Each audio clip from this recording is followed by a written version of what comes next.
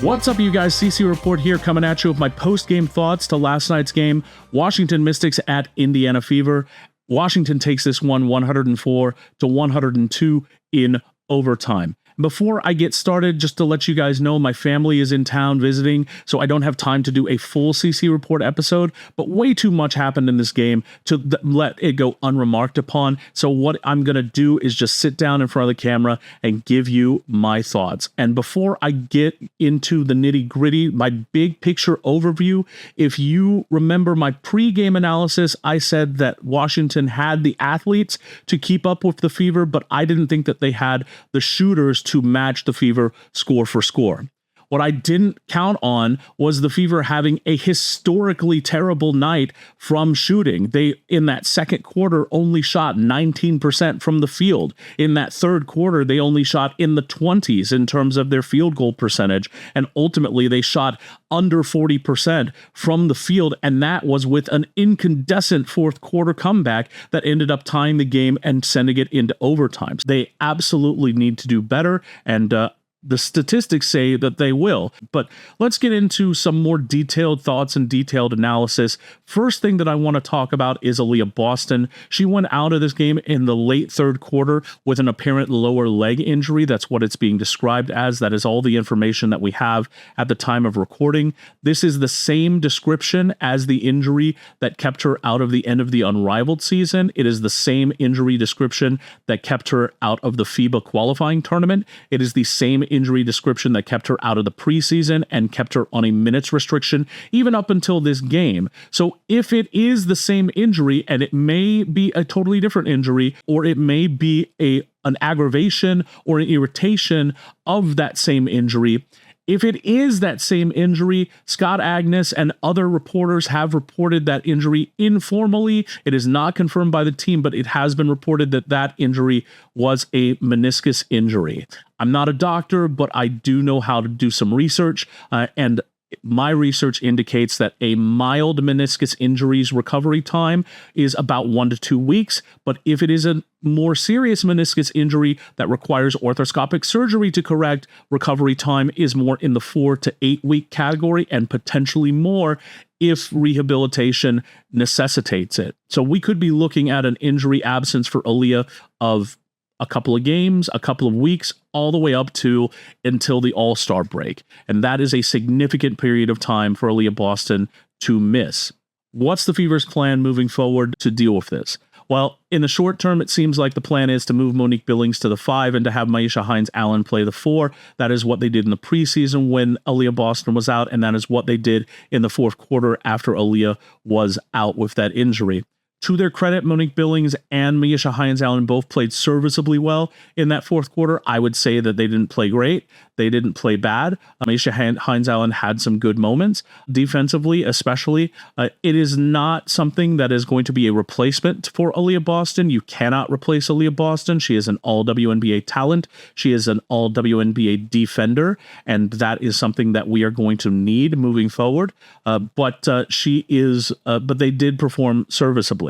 If it is a longer absence for Aliyah Boston, if we are looking at a month without Aliyah, if we are looking at up to 8 weeks without Aliyah, I do see the front office potentially making some moves here.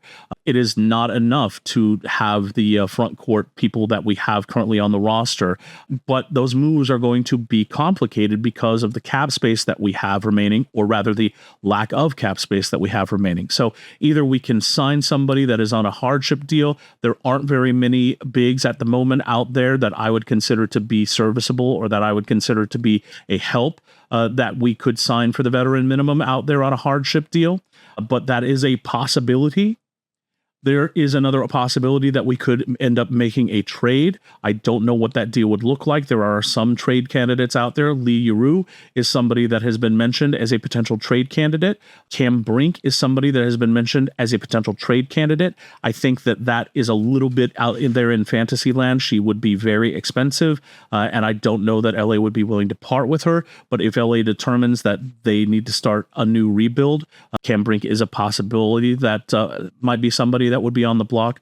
Megan Gustafson is up with Portland and the Portland Fire right now. She is somebody that might be a possibility. The Portland Fire are going nowhere, so it's possible that they would be interested in a trade, especially for future draft capital. So that might be a road that they could go down. There are several different avenues that the front office might pursue, but I don't see them doing that unless Aliyah is going to be out with an extended absence period. If we're looking at something in which arthroscopic surgery is needed, for example, I think that at that point, they might start looking at different avenues to pursue. But again, there's no real way to quantify this loss. It is a pretty big loss. Again, Aliyah is an all-WNBA talent.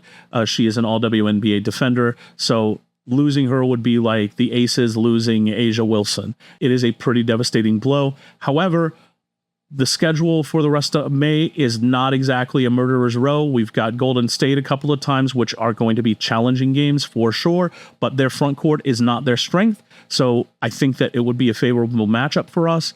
And then we've got Seattle a couple of times, and we got Portland a couple of times. So unless we're dealing with a significant absence from Aliyah Boston, at least the schedule is not exactly a murderer's row. So there is that. That's number one. That is not a great situation moving forward.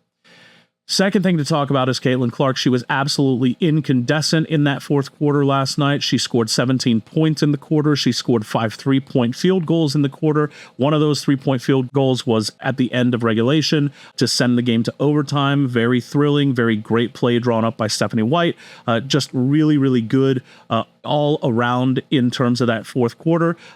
And it just is a reminder to everybody that of what Caitlin can be and what she can do for a team. A team is never out of it. Even though we looked like we were dead in the water going into that fourth quarter, we were 9 points down. Seemed like we should have been more than 9 points down. We had just lost Aliyah Boston for the remainder of the game. Caitlin resuscitated us. She brought us back to life, and she put us in overtime of a game that we had no business being in overtime of. So she was great, and it's just a reminder of how great Caitlin can be when she catches fire.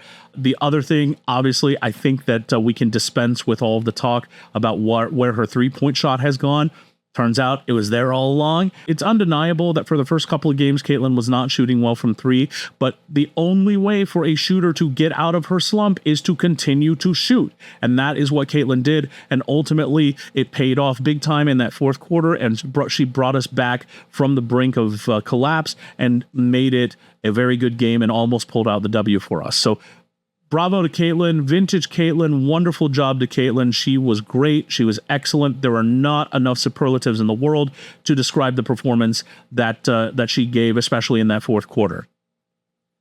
Third thing to talk about, however, is how did we get to the point in that third quarter where we needed all of those basketball heroics from Caitlin? And the answer is very simple, and that is that none of the players, none of them, that were on the roster played up to standard in that first three quarters. They started off hot, they started off great, but after the first quarter, in which they ended up leading by as much as 13, they shot 19% from the field in that second quarter, and they shot not much better than that in that third quarter, somewhere in the 20% percentile range. They shot under 40% from the field for the entire game, and that was with that incandescent fourth quarter from Caitlin. So nobody was performing up to standard on that floor in that second and third quarter. Kelsey Mitchell was missing shot after shot. Monique Billings, we pay her to make those rim conversion rates at a high rate. She shot 81% at the rim for last year from Golden State. That's why we picked her up. She was missing bunnies left and right. She missed a critical bunny at the end that would have sealed the deal for us. And after that miss, Sonia Citron hit a three on the other end of the floor. That's a 5-point swing. It easily swung the game in the Mystics' favor. Sophie Cunningham was one of the best catch and release shooters last year from three. She is absolutely abysmal at the moment, and especially in that second and third quarter. And she is an absolute cone on defense. Like, defensively, she is almost unplayable. She was getting cooked by Sonia Citron every time down the court. Lexi Hull, it's very clear to me that she's not 100% yet. She is getting back to where she needs to be. She hit a couple of threes in the game that were very good. She hit a three late in the game that kept us in it, but ultimately she was very bad as well. KK Timpson seems like she's lost again, and that preseason performance and that first game performance from her may have been a mirage. We're not really sure at this point in time.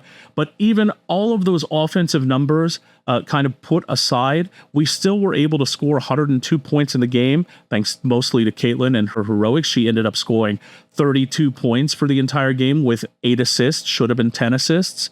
Kelsey Mitchell ended up riding the ship in that fourth quarter, scoring, I think it was 24 points overall. But like the rest of the team not pulling their weight offensively, but nobody is pulling their weight defensively. This is the second time in 3 games that we've allowed over 100 points, and we've lost both of those games. Only 8 teams in the history of the WNBA have lost multiple games in which they have scored 100 or more points, and the Fever have done it over the course of 3 games. The other 7 teams have done it over the course of the entire WNBA season. We've done it in 3 games. So historically bad on defense. And really, it's the problem is not the defensive schematics. The problem is nothing that can be corrected outside of the game situation. The problem is effort. The problem is basketball IQ. We acquired all of these players because they supposedly had great basketball IQs and great basketball pedigrees. But they're not demonstrating it right now. They're over-helping in the wrong situations. They're giving less than optimal effort in the wrong situations. They are simply blowing schemes left and right. They are doing a lot of stuff that is not correct. And therefore, even though Caitlin had her basketball heroics in that fourth quarter, they really shouldn't have even had to be in a position where they needed to have those basketball heroics in order to win the game. Instead, it should have been a continuation of that first quarter in which the Fever were playing great. And as was observed in the postgame presser by Caitlin, it seems like when the offense is playing well, then the defense is also playing well. But it needs to be the opposite of that, right? If anything, when the offense is playing poorly, that's when the defense needs to ratchet up. And that's not what's happening right now. It seems like there's no energy on either side of the court. And really, this is all just individually focused. There's nothing that anybody can do other than the individuals on the court and their level of effort and their level of pride in their defense. And right now, it just simply isn't there. So what does this look like for the future? Well, we've got Seattle tomorrow, and Seattle is not a good team. This is a game that we should win. This is a game that it's not a must-win situation, but it's you probably should win this game. Then we're going to have a few days off before Portland comes to town, and then we get to deal with a home with Golden State. We're going to have some time to kind of deal with the reality of whatever Aliyah Boston's situation is. We're probably going to get some clarity on that later today. And then we're going to have to be able to absorb that impact and see where we're at. I don't expect us to have that historically bad shooting night ever again. I think that 9 points is going to be the nadir of this offense as far as quarter-to-quarter score by quite a large margin. But I really think that there needs to be some soul searching individually from every player that was on the court, Caitlin included, in terms of defensively what their focus is going to be, defensively what they want to be. And I think that there just needs to be a renewed commitment to making sure, especially on the defensive end, that they are up to standard.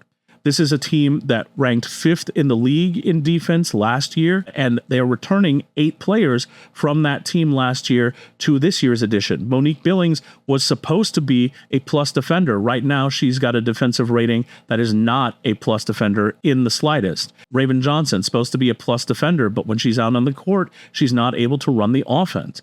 Timpson's supposed to be a plus defender. It's not happening right now. So the entire team is collectively responsible for this poor performance last night. And now it's been 2 poor performances when you include the performance against the Dallas Wings. So again, they have it in them. We know that they have it in them. The numbers and their history says that they have it in them. They just need to show it on the court right now, and that's not what's happening. So, ladies and gentlemen, that's been my post-game thoughts for the Washington Mystics and the Indiana Fever. Am I panicking about this? No, not at all, because again, the numbers and the history of these players say that they are much better than what they displayed last night. But this is not a great performance from them by any stretch of the imagination. I am very concerned about Aliyah Boston and her health status moving forward, but this is not something that's within the realm of controllables, right? The effort defensively is within the controllable realm for the players that are remaining and that are healthy. And of course, with Caitlin Clark, anything's possible. So that's been the CC Report, ladies and gentlemen. I wish that it could be a better game to talk about, but sometimes you're going to have these. I hope that you enjoy the game tomorrow. I'm going to try to have a pre-game preview for you tomorrow as well. We're going to see what my family schedule is like. But in any case, ladies and gentlemen, I hope that you enjoy the rest of your day, and go Fever.